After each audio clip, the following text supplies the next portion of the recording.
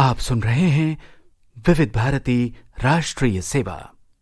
भारतीय सिनेमा के मूर्धन्य कलाकार दिलीप कुमार पर विशेष श्रद्धांजलि कार्यक्रम कुछ ही क्षणों में।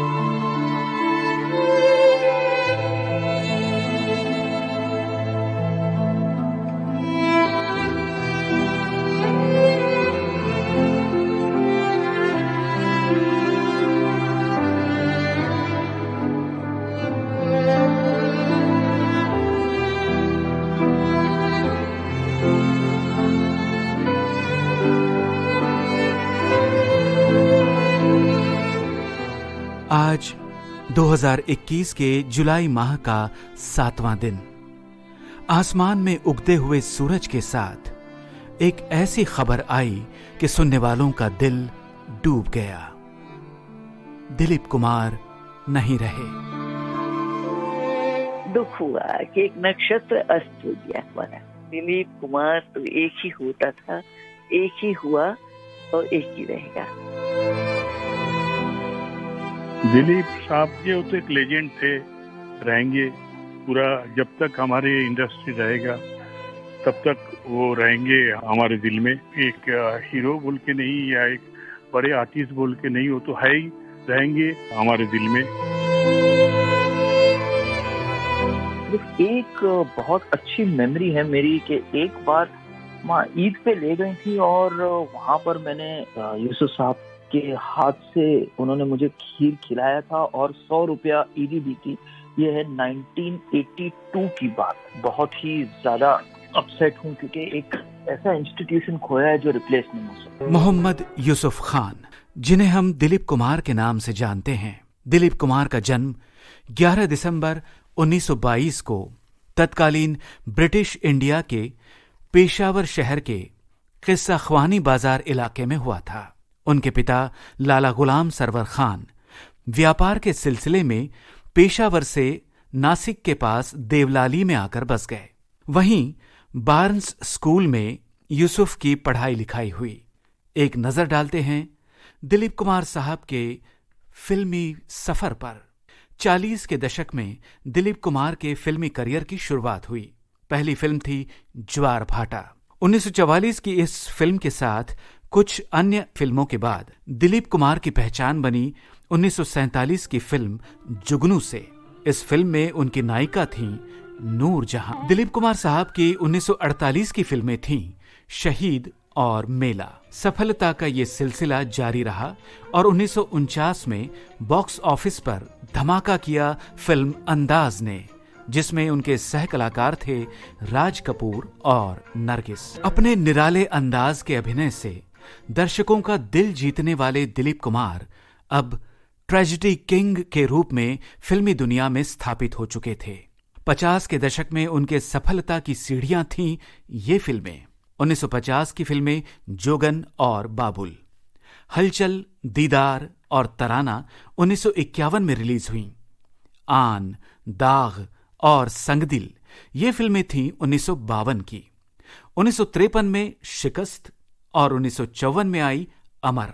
दिलीप साहब की 1955 की फिल्में थीं उड़न खटोला, आजाद, इंसानियत और देवदास। और मत पियो देवदास। क्यों? कुछ ही दिन हुए पीना शुरू की है, इतनी ज्यादा बर्दाश्त न कर सकूं। कौन कमबख्त है जो बर्दाश्त करने के लिए पीता है? मैं तो पीता हूं कि बस सांस ले सकूं, और ऐसी जगह से उठकर जाने की ताकत नहीं है ना, तभी तो यहां पड़ा रहता हूं, बस देखता रहता हूं तुम्हारे मुंह की तरफ। तो भी मैं बिल्कुल बेहोश नहीं होता, कुछ होश रह ही जाता है। होश से कह दो, कभी होश न आने पाए। 1957 की फिल्म नया दौर ने जो धूम मचाई, उससे हम सब भली भांति वाकिफ हैं। दिलीप कुमार की 1958 की फिल्में थीं यहूदी, मधुमती और पैगाम, जिन्हें देखने वालों ने खूब पसंद किया। आज वही दर्शक और पूरा मुल्क गम में डूबा है। ऐसी यादगार फिल्मों में अपने अभिनय से अमर होने वाले दिलीप कुमार साहब आज हमारे बीच नहीं है। उनकी स्मृतियों को शत शत नमन।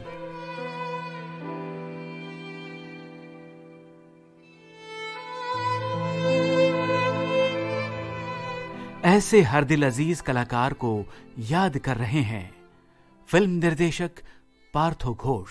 दिलीप साहब का बारे में तो मैं इतना ही बोल सकता हूँ, ये तो एक लेजेंड थे, रहेंगे पूरा जब तक हमारे इंडस्ट्री रहेगा तब तक वो रहेंगे हमारे पास, हमारे दिल में, क्योंकि वो बहुत कमाल के काम किए थे। मेरे आज ये बात करने का कारण ये है कि मुझे कुछ समय उनसे मिलने का मौका मिला था। ये भी आज से करीब 25 साल पहले का बात कर रहा हूँ जी।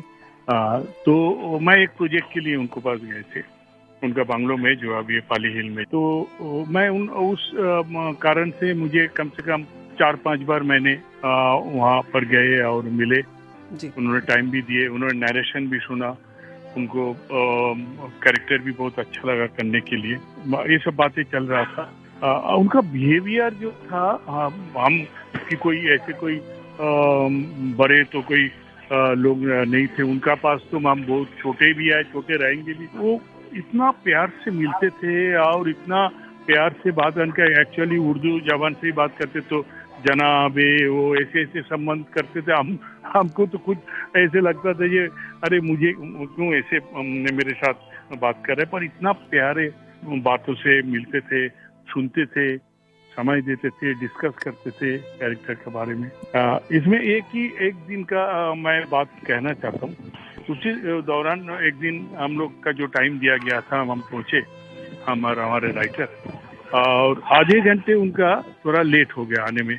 वो लेट आने का बाद उन्होंने इतने मतलब माफी मांगना शुरू किए और बोलने लगे जे सॉरी आपको मैं आधा घंटा बैठाया, एक्चुअली मैं इंटेंशनली नहीं किया था ये। अरे इतने, हम बोले क्यों ऐसे बोल रहे, आधे घंटे का कोई ऐसे कोई बात नहीं है, हम लोग ऐसे ही टाइम बातें करके निकल रहा था।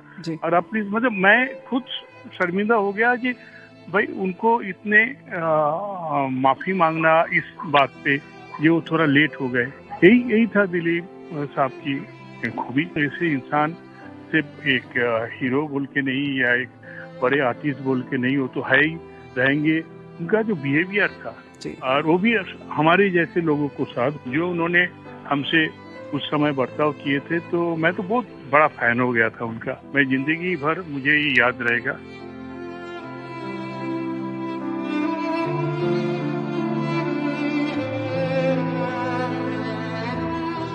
दिलीप कुमार साहब ने सभी को चौंका दिया एक पार्श्व गायक के रूप में सामने आकर।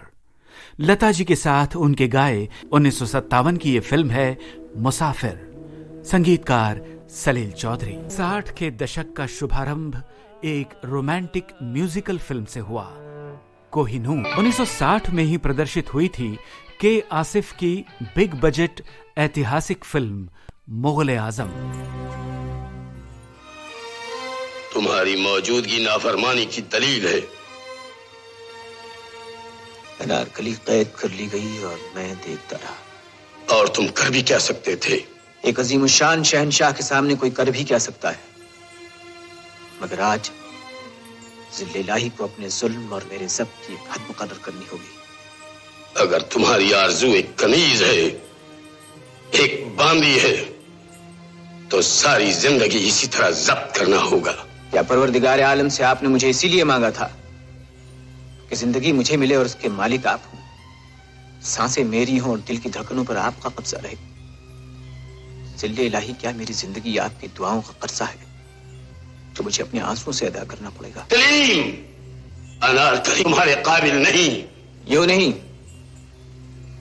एक लाडले बेटे के बाप बनकर मुझे अपने कलेजे से लगा लीजिए और उन्हीं प्यार भरी नजरों से देखिए जिनसे पहली बार आपने मुझे देखा था। मुझे हिंदुस्तान का शहजादा नहीं, अपना बेटा समझिए और फिर कहिए कि अनारकली मेरे काबिल नहीं। हम एक लाडले बेटे के शफीक बाप जरूर हैं, मगर हम शहंशाह के फर्ज को नजरअंदाज नहीं कर सकते।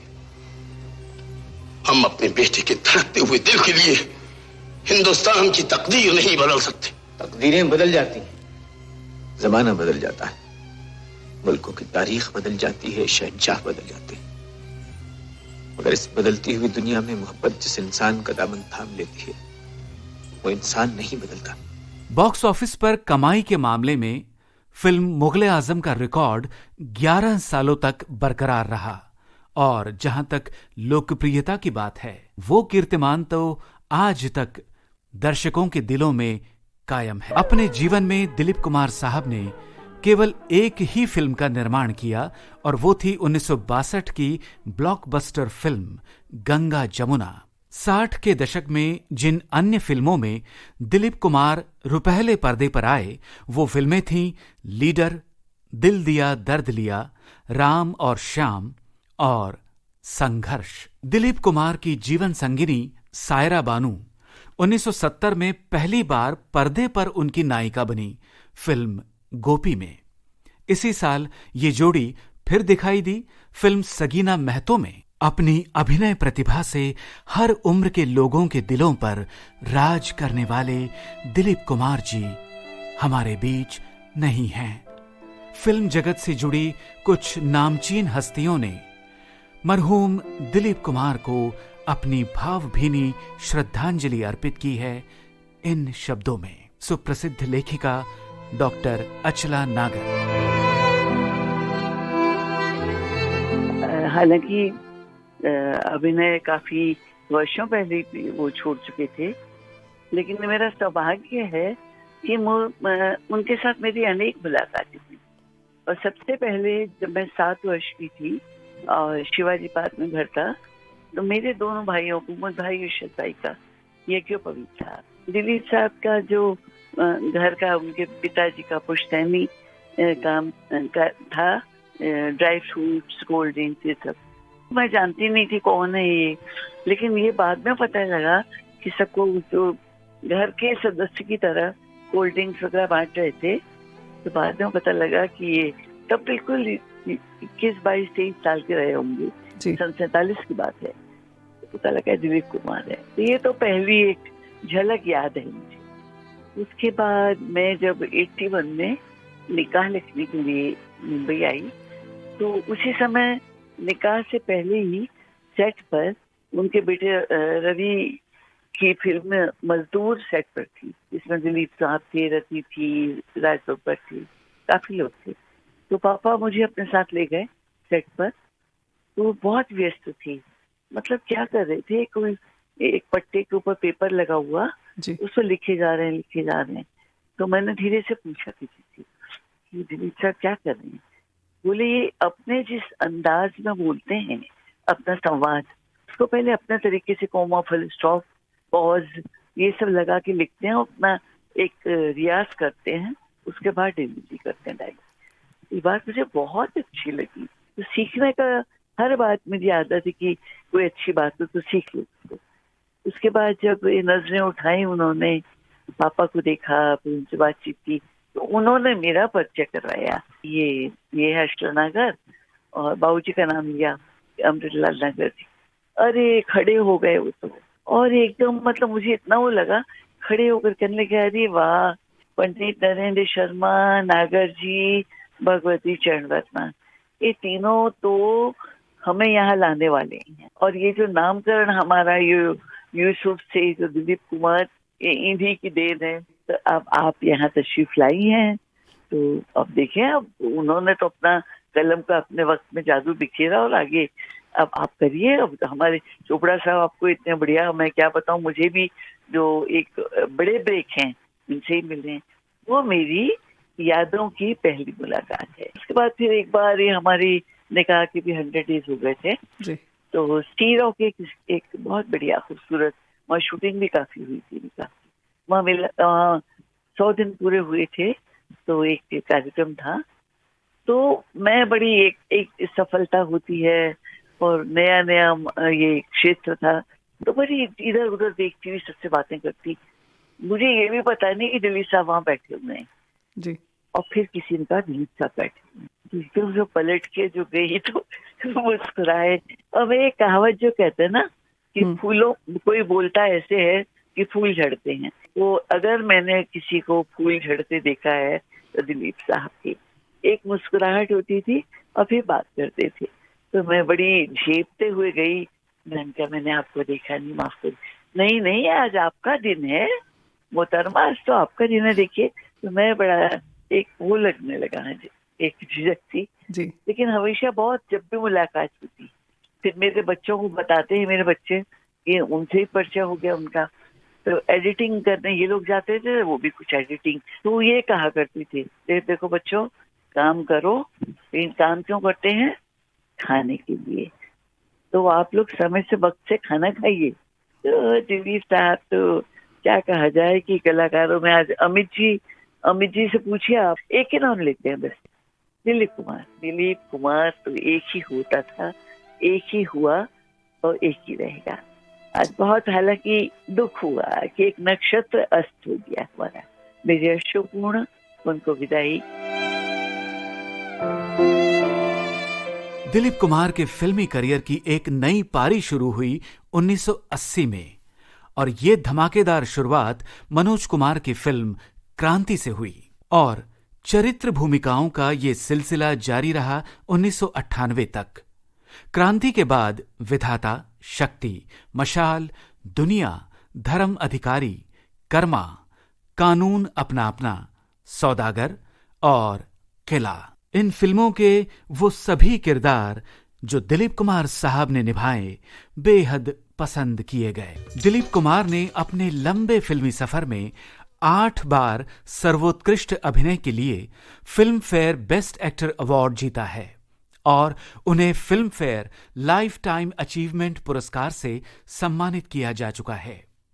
भारत सरकार की ओर से दिलीप कुमार को उनके भारतीय सिनेमा के योगदान के लिए 1991 में पद्म भूषण, 1994 में दादा साहेब फाल्के पुरस्कार तथा सन 2015 में पद्म विभूषण से सम्मानित किया जा चुका है। मरहूम दिलीप कुमार को अपनी भावभीनी श्रद्धांजलि अर्पित की है अपने जमाने की मशहूर अभिनेत्री कुमकुम के सुपुत्र तथा फिल्म निर्देशक हादी अली अबरार। मैं बहुत ही ज्यादा अपसेट हूँ क्योंकि एक ऐसा इंस्टीट्यूशन खोया है जो रिप्लेस नहीं हो सकता। यादें अगर आप कहें तो माँ के साथ मैं उनके यहाँ पर शायद 4 या 5 बार गया हूँ। सिर्फ एक बहुत अच्छी मेमोरी है मेरी कि एक बार माँ ईद पे ले गई थी और वहाँ पर मैंने यूसुफ साहब के हाथ से उन्होंने मुझे खीर खिलाया था और 100 रुपया ईदी दी थी। ये है 1982 की बात। वो मेमोरी इतनी घर कर गई है मेरी जिंदगी में कि एक इतने बड़े लेजेंड के साथ मैंने खीर खाया और वो 100 रुपया मुझे दिया था, जो आज तक मेरे लिए बहुत बड़ी मेमोरी है वो। और ये भी कहना चाहूंगा कि उनको खाने पीने का बड़ा शौक था और एंटरटेन करने का बड़ा शौक था। जब भी मैं गया हूँ तो मैं उनके यहाँ पर दावत पर ही गया हूँ। वो जो दावत होती थी वो कोई नवाब की दावत से कम नहीं होती थी। Variety of food, huge spread and मतलब क्या खाएं क्या नहीं खाएं, और उन्हें भी खाने का बड़ा शौक था। थिंक उनको मुगलाई का बड़ा shock. He was a gentleman and always spoke so correctly, advises उनके इतनी करेक्ट होती थी कि मुझ जैसा छोटा सा बच्चा भी उनकी हर चीज वो नाप तोल कर वो हर चीजें उसी हिसाब से कहते थे जिस एज के आप हो। तो अगर मैं था कुछ 9-10 साल का तो उन्होंने मुझसे सिर्फ उसी तरह से बातें की जो मतलब मेरे जहन में रह जाए। And that's why he is such a great legend. Dilip Kumar अब हमारे बीच नहीं हैं, मगर उनके अभिनय का और उनकी आवाज का जादू हमारे दिलों पर छाया रहेगा हमेशा के लिए। अपने अभिनय का लोहा मनवाने वाले दिलीप साहब हमारे बीच नहीं हैं। उनकी यादों को विनम्र नमन।